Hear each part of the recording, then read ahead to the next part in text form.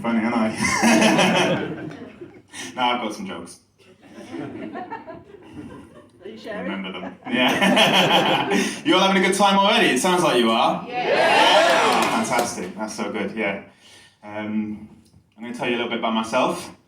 My name is Ashley R. I identify as a taller person. Trapped in a short man's body. I don't know. I also look a little bit like a fat Zelensky. Not fat, but Zelensky's stacked, you know. Yeah, not someone you want to be a body double for? Zelensky? Someone told me, someone told me in the street, they said, "You look just like Zelensky." It's like, Jesus Christ, I'm going to have to be careful when I walk past the Russian embassy now. Head down like this. No, it's not too bad. What else do I want to tell you? Gosh. I support QPR. We've got some QPR fans in. That never happens. Brilliant. They're not doing very well. Come on, you R's. That's our chant. You R's, come on, you R's.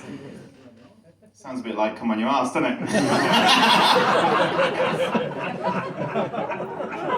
First time I went to QPR, I heard 20,000 people shouting, "Come on, you arse." Just kidding, there was never 20,000 people there. That's shit. No, seriously, you could, at the moment with the run of form QPR have got, you could leave a couple of QPR tickets on your dashboard. Within seconds, someone would smash the window, leave you a couple more. It's a little bit like that.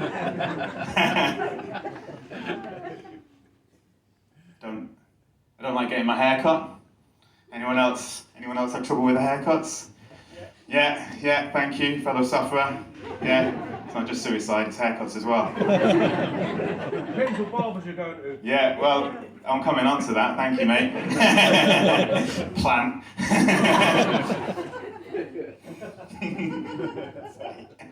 He's a mate, so it's fine. I went to the barbers recently, and it's awkward, it's awkward to begin with because they make you sit on these beat up old leather chairs across the back wall, a lot like waiting for a hooker in a brothel, so I'm told. And you're waiting on one of these beat up leather chairs, and you're basically just praying you don't get the obviously shit one. The obviously shit one is obviously shit. He's wearing his apron inside out. He looks like Shrek if he let himself go.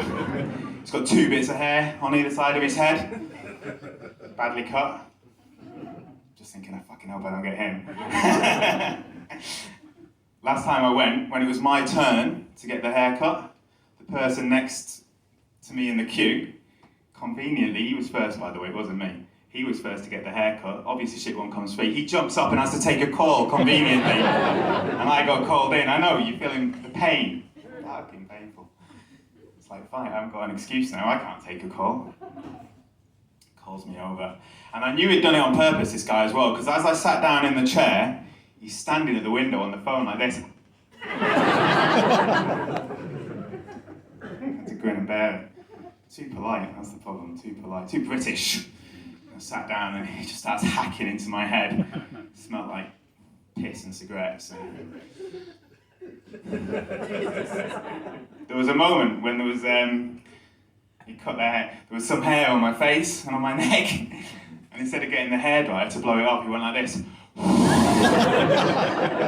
got a little bit of spit in my eye. I didn't say anything though because I was wrapped up in a towel and he had a pair of scissors pointed at my head, so I thought I'll let him get away with that one. I'll let him have it. Yeah, not been back. What else do I like? I've got a mum. Fucking yes! If it's not one thing, it's your mother. That's what I always say. No, I love my mum. And actually, if I'm going to tell you this story, there's another thing you need to know about me. I've got a gay brother as well. So I've got a mother and a gay brother. And I've taken my mother out for her birthday. We've gone to a restaurant, we're out for her birthday. And we sit down, and everything's going fine. Everything's going great. I love my mum. I'm proud that it's her birthday. There's a cake waiting to come out. It says mum on it. Cannot wait. A couple of guys, I know it's going to get funny, don't worry. couple of guys sat behind us, having a chat. But they're having a bit of a laddie chat, right? One guy's digging the other guy out. He's like, what have you ordered a fucking cocktail for, you nonce? My mum, without skipping a beat, turns around and goes, excuse me, sir, my son's a nonce. She said it loud, everyone heard. My son's a nonce, and I would rather you didn't use that language around me. She turns back to me, smug, good as gold. It's just me, I'm the Yeah, she laughed when I explained it to her as well. Yeah. Tough moment when the cake came out. Yeah. You're the son. No, honestly, I'm good. Fuck it. I'm in recovery. I'm in recovery from alcohol. Thank you very much. Thank you.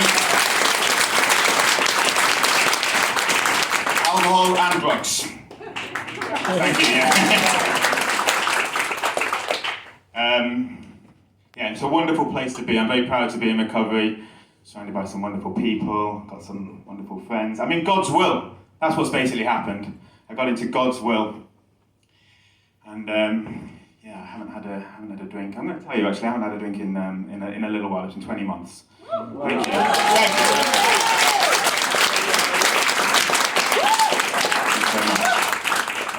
Thank you. Tell you what, I couldn't have stood up here 20 months ago, fuck it, you know. Couldn't get out the front door. Yeah, I'm in God's will for me. And recovery basically means that I've gone from pure debauchery on one end of the spectrum to unable to do wrong on the other end of the spectrum. Literally, if I forget to pay for a supermarket bag, I'm waiting outside the shop at 7 o'clock the next morning, like, fucking owe you guys this. It's not easy, having all that conscience. And God's will for me as well at the moment seems to be a strong limitation on the sex front. God's basically cock-blocking me. Fuck you, God.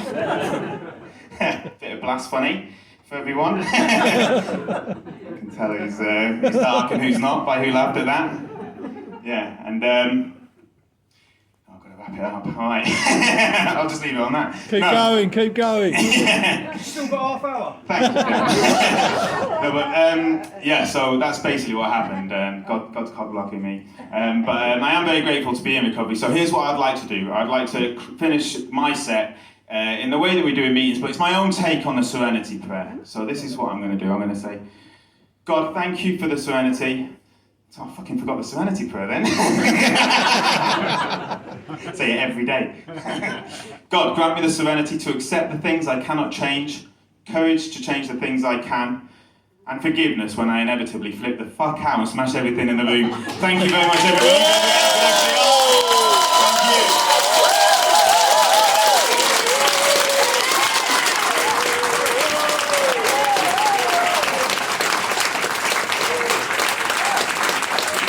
Come on, one more time, please, for Ashley R.